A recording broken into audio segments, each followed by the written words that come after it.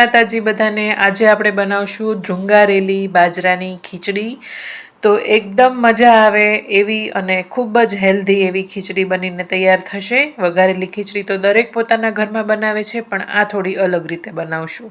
તેની માટે અહીં બાજરો, મિક્સ દાળ, ઘી, સૂકા અને થોડા આપણા સાદા રેગ્યુલર મસાલા અને તેની સાથે વેજીટેબલ્સ જે તમને પસંદ હોય વઘારેલીની ખીચડીની અંદર તે તમે બધું જ આમાં ઉમેરી શકો છો। તો અહીં 1 વાટકી બાજરો અને તેની સામે અડધી વાટકી મિક્સ દાળ તમે કોઈ પણ લઈ શકો છો, મિક્સ પણ લઈ શકો છો અને એકલી મગદાળ ચણાની દાળ પણ લેવી હોય તો લઈ શકો છો। તેને સારી રીતે ધોઈ 5 થી 6 કલાક અગાઉ પલાળવું ખૂબ જ જરૂરી છે। તો તેને સાઈડમાં મૂકી પલાળી દઈશું। તો અહીં મારી 5 થી 6 કલાક પછી બાજરો અને બધી મિક્સ દાળ સારી રીતે પલળી ગઈ છે। હવે બાજરાની તાસીર ગરમ હોય છે, માટે આપણે અહીં ઘીમાં આપણે વઘારવાની છે ખીચડી। તમે ઘી અને તેલ બંને પણ વાપરી શકો। તો અહીં મેં તજપત્તા, લાલ સૂકું મરચું, લીમડો સાથે જીરું, હિંગ ઉમેરી દીધી છે। સાથે આપણે ડુંગળી લઈશું। તો ડુંગળીથી ખીચડીની અંદર સ્વાદ ખૂબ જ સરસ આવે। જે લોકો ન ખાતા હોય તે સ્કીપ કરી શકે। તેની સાથે મેં અહીં આદુ, મરચાં અને લસણની પેસ્ટ લીધી છે। મરચાં મેં આખા જ નાખ્યા છે કારણ કે ખૂબ તીખા છે। તો અહીં બટેટા આવી રીતે મોટી સ્લાઇસ કરીને ઉમેર્યા છે, કારણ કે બાજરો ચડતા વાર લાગશે। તો જો તમે ઝીણું બધું જ નાખશો તો કોઈ વસ્તુ તમને દેખાશે જ નહીં શું નાખ્યું છે। એટલે બટેટા છે એ આ રીતે મોટા પીસ કરીને, સાથે ટમેટાં, કેપ્સિકમ, અહીં મેં મકાઈ અત્યારે ફ્રેશ આવે છે તો મકાઈ લીધી છે અને સાથે થોડી કોથમરી ઉમેરી છે। કોથમરી ખીચડીની અંદર જ ઉમેરી દેવાથી ખૂબ સરસ ટેસ્ટ આવે છે। સ્વાદ પ્રમાણે મીઠું, હળદર, તેની સાથે ધાણા જીરું પાવડર અને ગરમ મસાલો તમે ઈચ્છો તે વાપરતા હોય તે ઉમેરી શકો અને લાલ મરચું સાથે મેં અહીં તીખાનો પાવડર ઉમેર્યો છે। તો આ રીતે બધી જ વસ્તુ ઉમેરાઈ જાય એટલે તેને સરસ મિક્સ કરી લેવાની। તો આપણા વેજીટેબલ્સ બધા સતળાઈ ગયા છે। હવે પલાળેલો બાજરો અને દાળ ઉમેરી દેવાનું।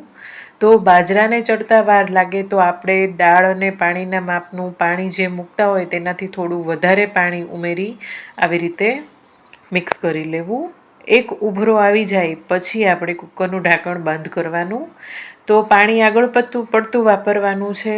તમને જો ઢીલી વધારે પસંદ હોય તો આવી રીતે વધારે, નહીંતર થોડું ઓછું એવું રાખવું। તો અહીં મારી 5 થી 7 વિસલ વાગી ગઈ છે અને આવી સરસ ખીચડી બનીને તૈયાર થઈ ગઈ છે। અત્યારે થોડી પાતળી લાગશે, પણ ધીમે ધીમે ઠંડી થશે તેમ થોડી થઈ જશે ઘટ। તો હવે તેને આપણે ધ્રુંગારવાનું છે અને એક વઘાર દેવાનો છે। તો પહેલાં મેં ઘી લઈ લીધું છે વઘારિયાની અંદર અને લાલ મરચું અને કોથમરી થોડી નાખી, મેં પહેલાં કોથમરી થોડી વધારી હતી।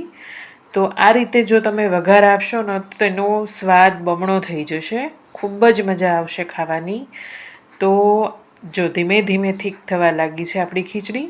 હજી પણ તે ઠંડી જેમ થશે ને તે સાવ એકદમ ઠીક થઈ જશે, કારણ કે આપણે બાજરો ઉમેર્યો છે। તો હવે અહીં દેતવો લઈ આવી રીતે મેં ગેસ પર ગરમ કરી લીધો છે। તો એ જગી ગયો છે। હવે એક વાસણની અંદર તેને આવી રીતે સાફ કરી અને થોડી હવા દઈ અને મૂકી દેવાનો। અને જો આ રીતે ઉપરથી ઘી નાખી ઢાંકણ બંધ કરી દેવાનું। 10 થી 15 મિનિટ પછી તમે ઢાંકણ ખોલીને જોશો, એકદમ સરસ સુગંધ આવશે અને ખીચડીમાં આ સ્મેલ એકદમ સારી લાગે છે। ખૂબ જ ટેસ્ટી લાગે છે। જો આ રીતે ન બનાવી હોય તો એકવાર જરૂરથી ટ્રાય કરજો। તો જો મારી ખીચડી બનીને તૈયાર છે।